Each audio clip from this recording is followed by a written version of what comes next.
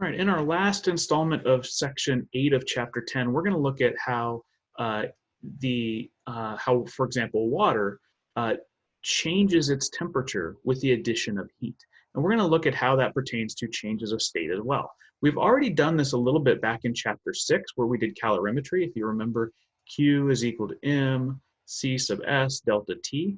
So if it would help you to pause this here and go back to the calorimetry part of chapter 6 and review some of that, by all means do so, and then pick it up right here where I'm pausing. If not, here we go. Let's start talking about how adding heat can result in a change in temperature of water. We've already looked at this a little bit, right? If I add heat, remember I'm adding energy that goes into the kinetic energy of the particles.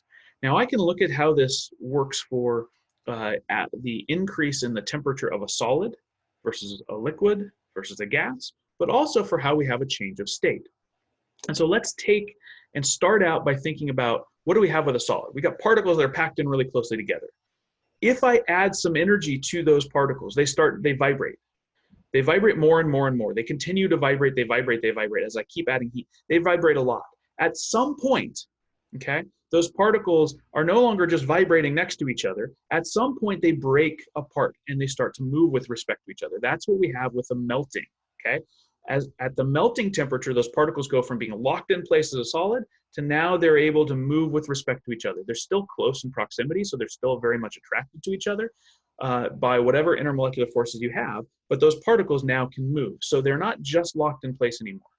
That's the melting temperature. Now, at that temperature, that happens at one temperature. For example, if you ever had a glass of ice water, the ice water stays at the same temperature as the ice melts. It's not until the ice melts fully that the water temperature goes up.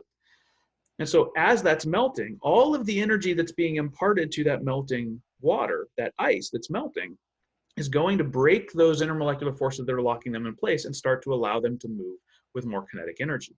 Once they're in the liquid phase, they're moving with some amount of kinetic energy. As I add more, right? Once it's all melted and I add more energy, those particles move faster with respect to each other, right? They're moving all over the place, right?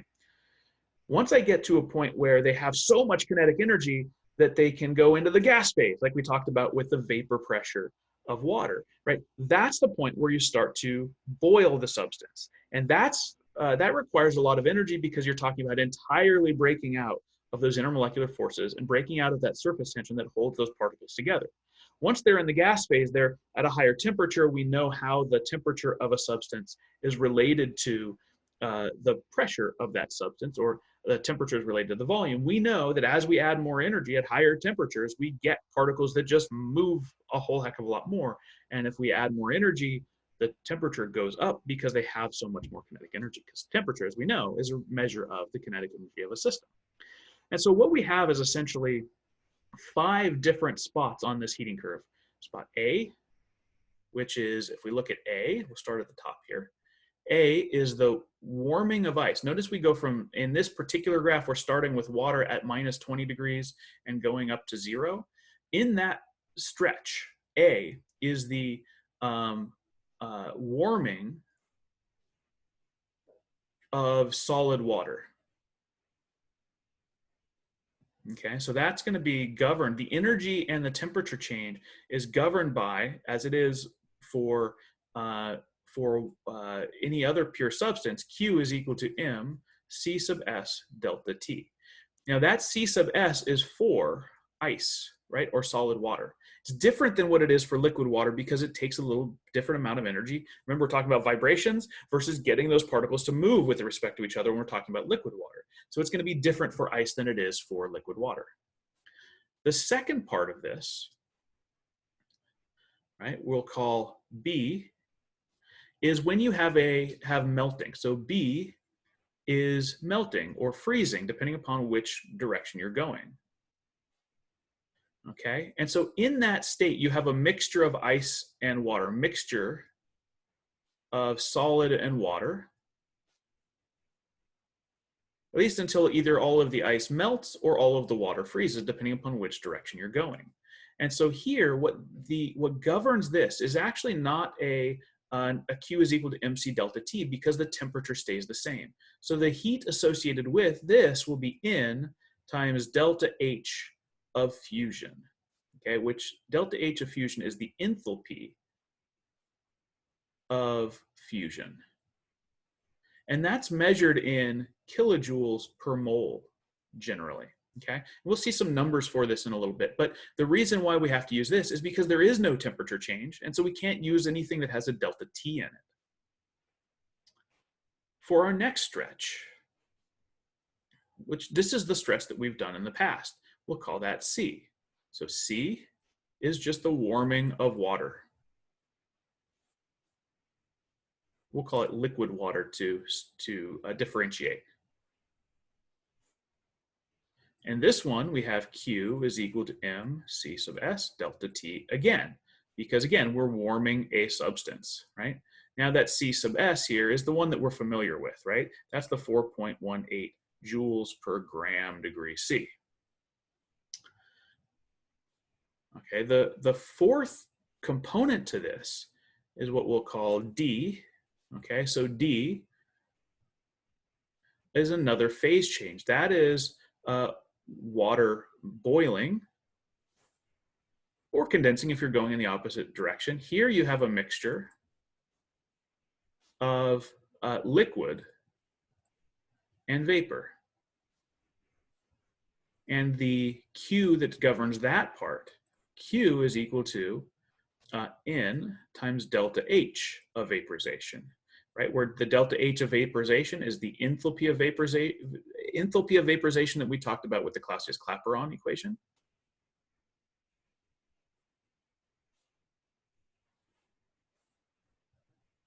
Okay. And so the value for that enthalpy of vaporization, that can actually change slightly. So depending upon what the temperature of the water is, it doesn't change much, but we might have slightly different values depending upon when that was measured in what table and for what you're given. So you'll see that the value that I'm going to give you in the exact example that we do on our next slide is going to be a little bit of a different value than when we had the Clausius-Clapeyron equation, which takes into account multiple temperatures. Okay, so this is the enthalpy of vaporization at the boiling temperature specifically. It'll be very close to the value at other temperatures as well. Okay. And finally, the other thing we're going to look at here is the last part, which is part E. Okay, E is just the warming or continued warming of water vapor.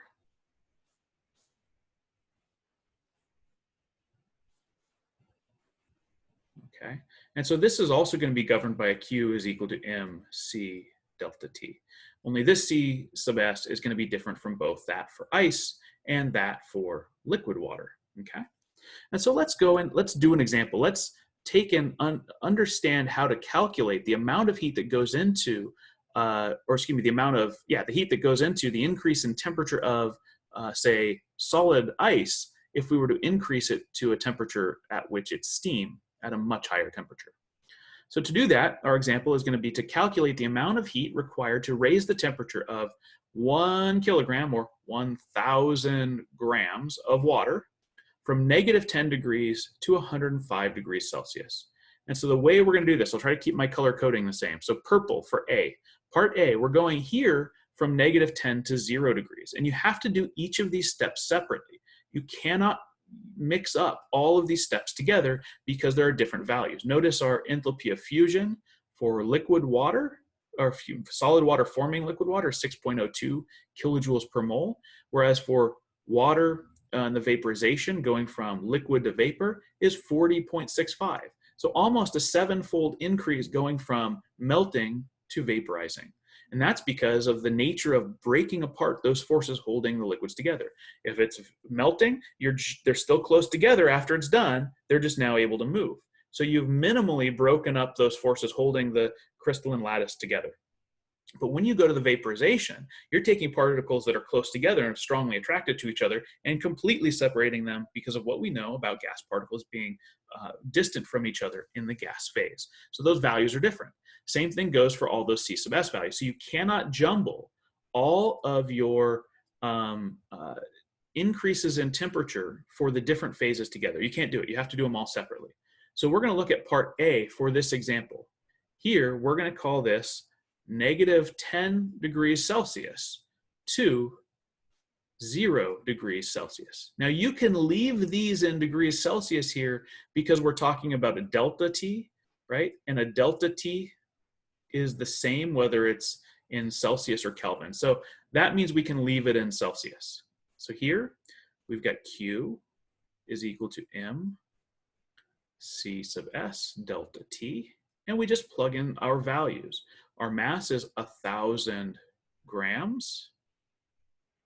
Our specific heat, well, we go to the specific heat for water as a solid, right? Since it's in that phase, so it's 2.05 joules per gram degree Celsius times the delta T. Well, the delta T, remember, is T final minus T initial.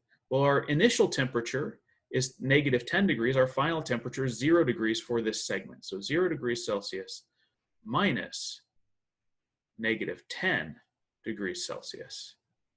And we just have to do a little bit of math on that. We'll wind up getting a value of 20,500 joules.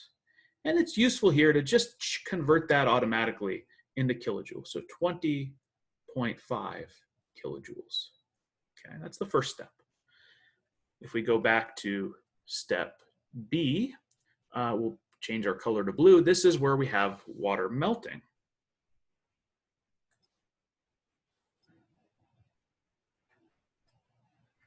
So we're going to call that 0 degrees Celsius melting. Now here, the equation that governs this is Q is equal to N delta H of fusion. Well, delta H of fusion, notice, is in kilojoules per mole, right? And so what we need to do here is we need to, we only have grams or kilograms or mass of our water. So we need to determine how many moles of water, right? That's our N. So that's going to be 1,000 grams divided by the molar mass of water, 18.015 grams per mole. And we get a value of 55.51 moles. And so we can plug this stuff all into our equation now. We've got an N value of 55.51 moles. We've got our enthalpy of fusion value of 6.02 kilojoules per mole. And if we do that calculation, we'll get a value of 334 kilojoules. Okay, so that's the reason why I changed in the first segment. That's the reason why I changed the first segment units to kilojoules, is because, as you can see here, they're kilojoules for the second segment. And what we're going to wind up doing is we're going to add up all the energy it takes for each of these segments together to figure out the total amount of energy required. Okay, so let's go look at our third segment. Third segment is the warming of water. So this is green here. So segment C.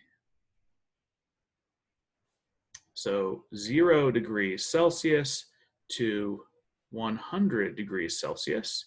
Call that warming liquid water. Okay. And when we warm that liquid water, excuse me. When we warm that liquid water, we're still using the Q is equal to M C sub S delta T.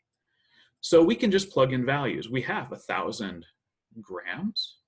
Our specific heat of water is what we have here. So that's the 4.18 joules per gram degree.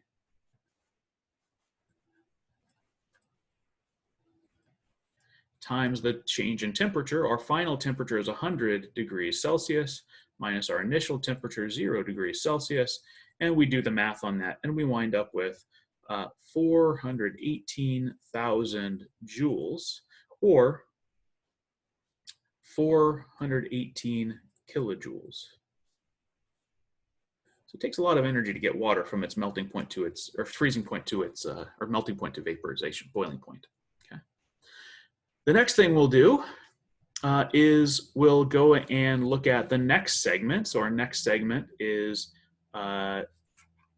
the boiling segment, so segment D here. And we'll go do that on another slide. So we'll go to D. D is, again, boiling water. So 100 degrees Celsius boiling. Okay, so here we've got Q is equal to N delta H of vaporization. And we know that N is that same number of moles, so 55.51 moles, times the delta H of vaporization. We'll go up to our previous slide. We can find our delta H of vaporization right over here. So 40.65 kilojoules per mole.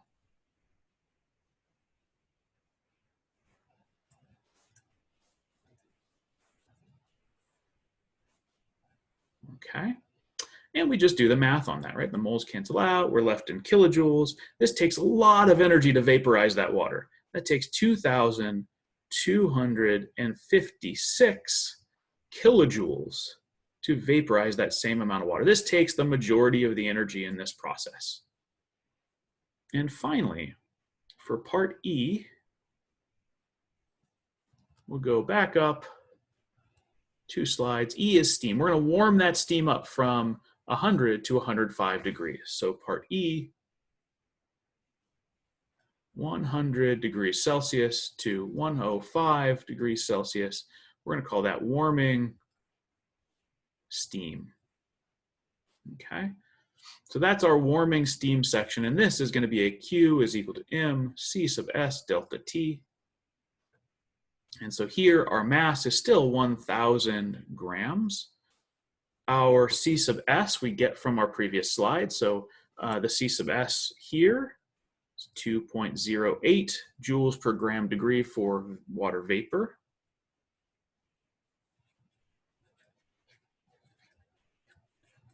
Times the change in temperature, which is 105 degrees Celsius as the final temperature, minus 100 degrees Celsius as the initial temperature for this stretch.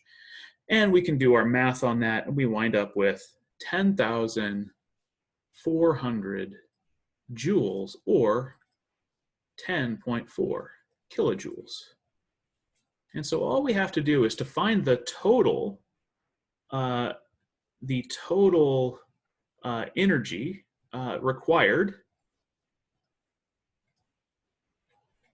to go from negative 10 degrees Celsius all the way to 105 degrees Celsius is equal to, now we go and we just piece together our different steps. For the first step, we had 20.5 kilojoules. Okay, J. For our second step, we had 334 kilojoules.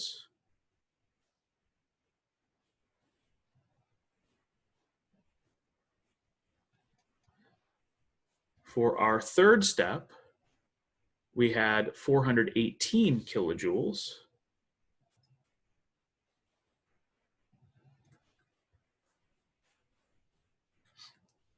For our fourth step, we have here, which are on the same slide now. There we go. We have 2,256 kilojoules.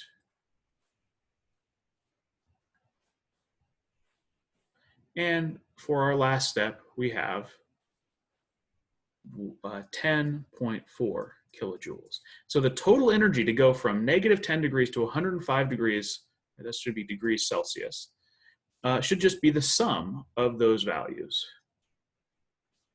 And I'm going to adjust that there.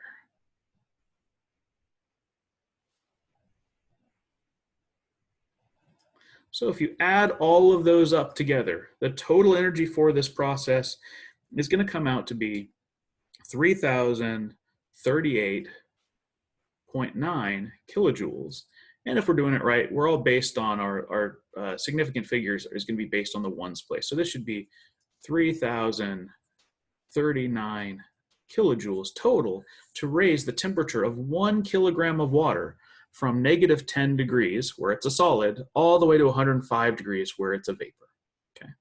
Now we only have one section left of this. We'll pick this up the next time, which is phase diagrams, which talk about the temperature and pressures associated with these various substances. We'll do that next time around.